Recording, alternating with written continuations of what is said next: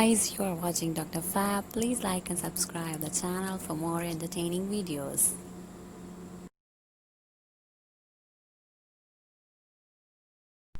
So next हमारे पास है humanisation of milk. Milk को ह्यूमनाइज करने का मतलब क्या है कि और ये हम काउज मिल्क की ह्यूमनाइजेशन करते हैं, ठीक है।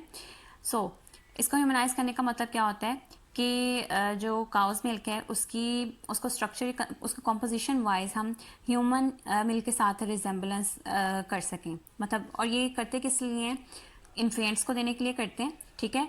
जब उनको जो है वो मदर फीड अवेलेबल ना हो या कोई भी मतलब वजह हो सकती है ह्यूमनाइजेशन ऑफ काउस मिल्क की इनटू ह्यूमन मिल्क, ठीक है। इसके कुछ स्टेप्स होते हैं, उन स्टेप्स को फॉलो करना होता है। तो सबसे पहले आपने ये बात याद रखनी है कि जो काउस मिल्क होता है ना, ठीक है, उसके अंदर जो प्रोटीन कंटेंट होता है वो बहुत ज़्यादा होता है, ठीक है। मतलब as compare to human milk उसका प्रोटीन कंटेंट जो है वो ज़्यादा होता है, दैट इज़ 3.5%, ठीक है। और जो ह्यूमंस होते हैं उनका जो प्रोटीन कंटेंट होता है दैट इज़ 2.5%, ठीक है। सो बेसिकली ह्यूमनाइज करने का मतलब क्या होता है कि इस 3.5% को 2.5% में कन्वर्ट करना, ठीक है। तो ये हम कैसे कर सकते हैं, बाय डाइल्यूशन, ठीक है। और डाइल्यूशन हम कैसे करेंगे, ऑब्वियसली पानी के एडिशन करके, ठीक है। और कितना पानी डालेंगे, मतलब कि 1 पार्ट जो है वो पानी होगा, ठीक है, और 1 पार्ट मिल्क होगा। इसलिए मतलब अगर 1 गिलास दूध का है, काउज मिल्क है, ठीक है, तो उसके लिए हम 1 गिलास ही वाटर लेंगे, ठीक है। अब इसे होगा क्या कि इससे जो है वो वाटर डाइल्यूट तो हो जाता है, ठीक है, और ये वाला जो परसेंटेज होता है वो इसमें मतलब कि प्रोपोर्शनेट इनका हो जाता है, आपस में अप्रॉक्सीमेट हो जाते हैं, ठीक है।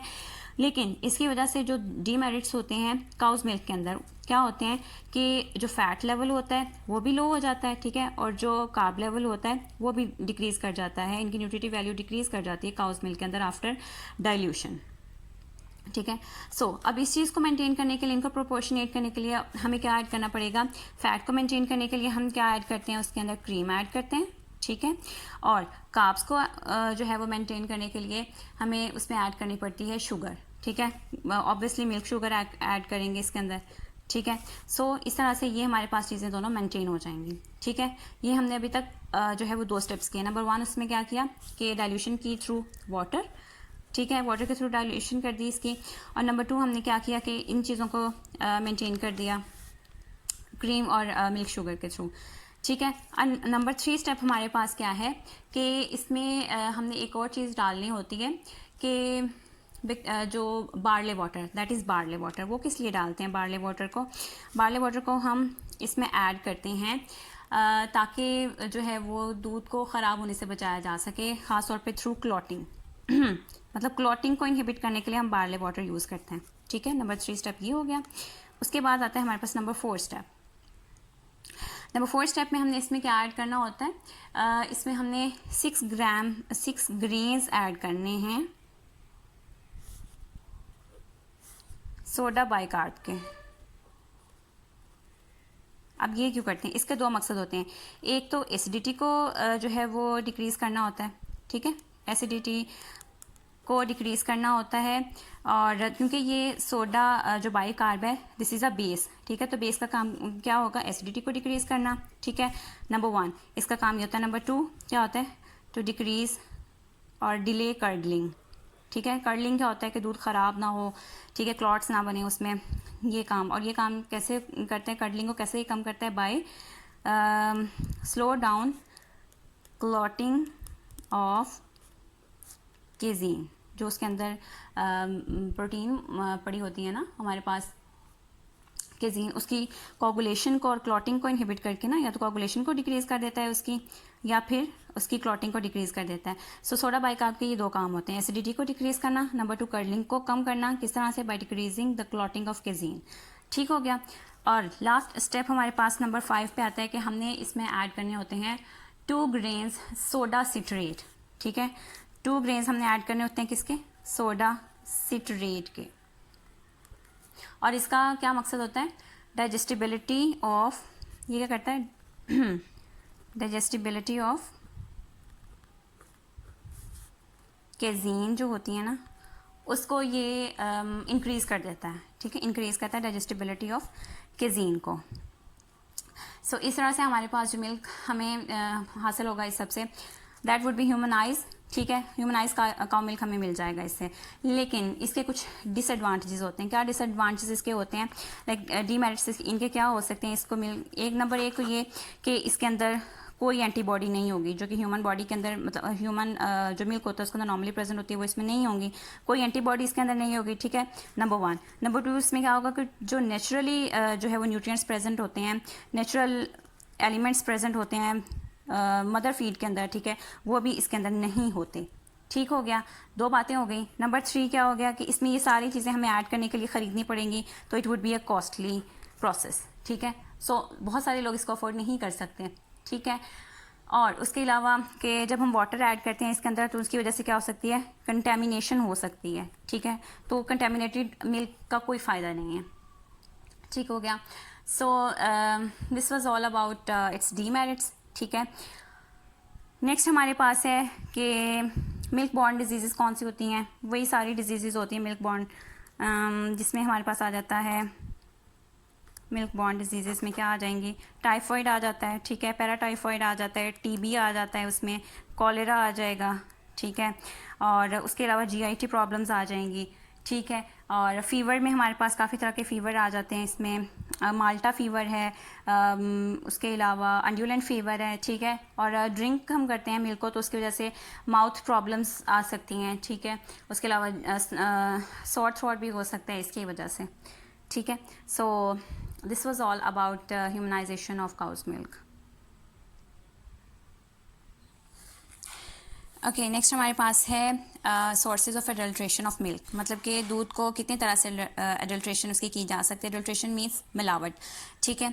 सो नंबर वन जो हमारे पास है इसका, वो है skimming. What is mean by skimming? Skimming का मतलब होता है कि बलाई जो दूध के ऊपर होती है ना, उसको उतार लेना, मतलब जो फैट होता है दूध के ऊपर उसको सेपरेट कर देना from rest of the milk, ठीक है। This is called skimming.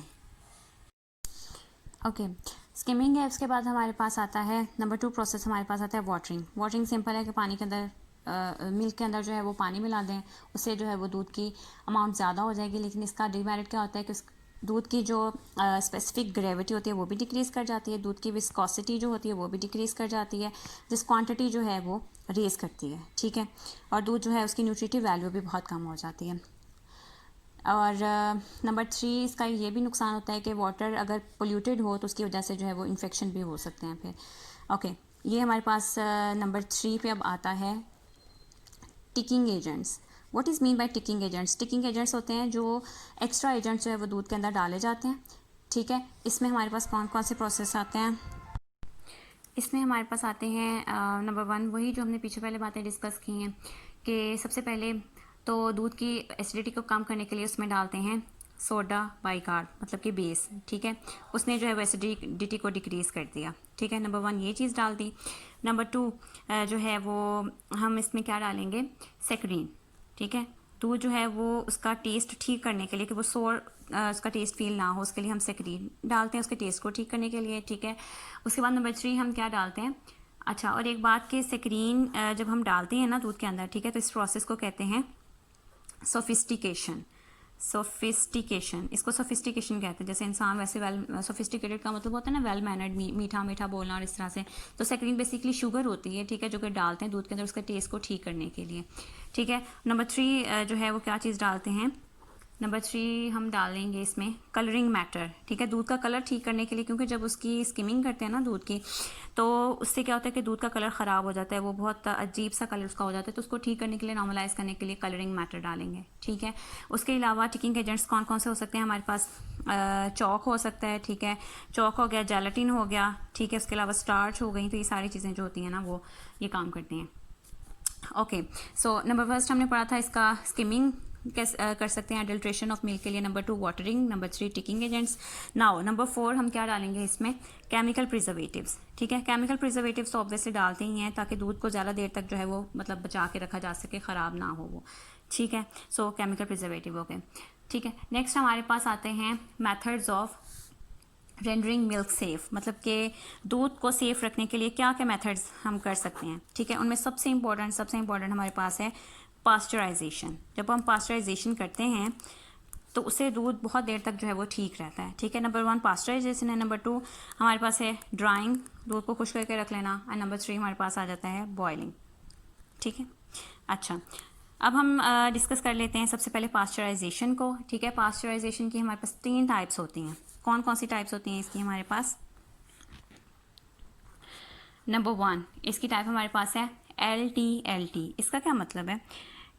LTLT इसका मतलब है low temperature long time holder method, ठीक है। लो टेम्परेचर से क्या मतलब है कि इस पर हम दूध को गर्म करते हैं 62.5 डिग्री सेंटीग्रेड पे, और इसके लिए टाइम कितना होता है हमारे पास? 30 minutes. For 30 minutes we heat milk at 62.5 degree centigrade, ठीक है। सो ये लॉन्ग ड्यूरेशन हमारे पास 30 मिनट्स हो गया, और जो है वो लो टेम्परेचर से मुराद हमारे पास ये 62.5 हो गया, ठीक है। नंबर 2 हमारे पास है high temperature short time method, HTST। HTST high temperature से क्या मतलब है कि इसमें 62.5 लो था, तो इसमें हाई कितना हमारे पास होगा? 72.5 डिग्री सेंटीग्रेड। ये हाई होगा, और इसको हम कितने देर के लिए करेंगे? फॉर 15 सेकेंड्स के लिए इसको करेंगे, ठीक है। इसको हम 15 सेकेंड्स के लिए करेंगे, ओके। नेक्स्ट हमारे पास जो तीसरा मेथड रह जाता है। अच्छा, एक और बात यहाँ पे मैं बताती चलूँ कि जो high temperature short time method होता है, ठीक है, इसमें 99.9% तक बैक्टीरिया जो होते हैं वो किल हो जाते हैं, ठीक है। और दूध का जो शेल्फ टाइम होता है ना, वो कितना इंक्रीज़ करता है? वो ऑलमोस्ट 16 to 21 डेज़ तक जो है वो एनहेंस कर देता है। शेल्फ टाइम क्या होता है कि किसी भी चीज़ का शेल्फ टाइम वो टाइम होता है जिसके उस दौरान वो चीज़ बिल्कुल ठीक रहती है, वो ख़राब नहीं होती है, ठीक है, ओके। और थर्ड हमारे पास रह गया था ultra high temperature. Ultra high temperature का क्या मतलब है कि इसमें हम कितना टेम्परेचर लेते हैं? ऑलमोस्ट 135 to 140 डिग्री सेंटीग्रेड तक टेम्परेचर हम ये लेते हैं, और टाइम कितने के लिए? 1 to 2 सेकेंड्स के लिए लेते हैं। इसमें भी 99.9% तक बैक्टीरिया किल हो जाते हैं, ठीक है। और मज़े की बात यह है कि इसमें स्पोर्स भी किल हो जाते हैं, ठीक है। और शेल्फ लाइफ जो होती है दूध की, वो फॉर मंथ्स इंक्रीज़ हो जाती है, ठीक है। सो ये हमारे पास हो गया पास्चराइजेशन। नंबर 2 हमारे पास है ड्राइंग, ठीक है। ड्राइंग में क्या है? सिंपल अच्छा, उससे पहले हम डिस्कस कर लेते हैं बॉयलिंग को। बॉयलिंग सिंपल ये है कि दूध को जो डोमेस्टिक पर्पसेस के लिए यूज़ करते हैं, ठीक है। तो इससे क्या होता है कि जर्म्स वगैरह तो ख़त्म हो जाते हैं, लेकिन बॉयलिंग से जो है वो स्पोर्स ख़त्म नहीं होते, ठीक है। बस इतना सा है बॉयलिंग का। सो ड्राइंग क्या होता है? ड्राइंग में हमारे पास जो हैं वो, आपने ये बात याद रखनी है कि इसके ड्राइंग में हमारे पास 2 स्टेप्स हैं, ठीक है। नंबर 1 क्या स्टेप होता है कि इसमें मिल्क जो होता है ना, उसको पास करते हैं ओवर स्टीम्ड रोलर, ठीक है। स्टीम्ड रोलर्स होते हैं या ड्रम्स होते हैं, उनके ऊपर से जो है वो दूध को मतलब पास किया जाता है इनके ऊपर से, ठीक है। तो इससे हमें जो दूध मिलता है ना, वो बहुत फाइन पाउडर बन चुका होता है जब दूध बाहर निकलता है, ठीक हो गया। सो अब नंबर 1 स्टेप ये होगा कि स्टीम्ड रोलर्स पर से गुजारना है दूध को, तो दूध हमें क्या मिलेगा? फाइन पाउडर की फॉर्म में मिलेगा, और ये स्टीम्ड रोलर्स होते हैं, ठीक है। अब नंबर 2 स्टेप हमारे पास क्या होगा उसके बाद कि इस फाइन पाउडर को हमने फिर एक नैरो जो है वो ओपनिंग में से गुजारना होता है। फर्स्ट के लिए नैरो ओपनिंग है, यहाँ से दूध गुजर के आएगा, और अंडर प्रेशर यहाँ से दूध गुजरता है, और बाहर जब निकलता है तो बाहर जो यहाँ पे एयर होती है वो स्टीम्ड एयर होती है, वो हॉट एयर होती है यहाँ पे, जिसका टेम्परेचर हमारे पास होता है ऑलमोस्ट 115 डिग्री सेंटीग्रेड तक टेम्परेचर होता है इस हॉट एयर का, 115। तो जब इसके अंदर जो है वो आती है, दूध गुजरता है इस एयर में से, यहाँ से गुजरता है, तो फिर वो कंप्लीट ड्राई हो जाता है, ठीक है। So this was all about methods of rendering milk safe. Thanks for watching the video, and don't forget to like and subscribe the channel. Keep watching Dr. Fab for more amazing videos.